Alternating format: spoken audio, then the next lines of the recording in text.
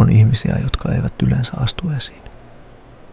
Heillä on tarina, jota ei ole aiottu kertoa, eikä syyttä. Mutta joskus joku huomaa jotain, pienen merkin, joka muuttaa kaiken. Mutta on hetkiä, jolloin ei voi enää perääntyä. Hetkiä, jotka sysäävät kohti totuutta, vaikka ei vielä tiedä, mihin ne johtavat.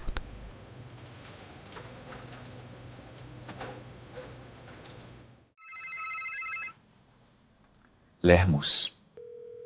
Ja joskus tulee hetki, joka pysäyttää kaiken. Hetki, jossa ei voi enää peitellä totuutta. Ja joskus on vain uskallettava. Ja joskus totuus painaa enemmän kuin sanat. En yleensä suostu puhumaan tästä. Mutta se, mitä hän ei kerro, on vasta alkua.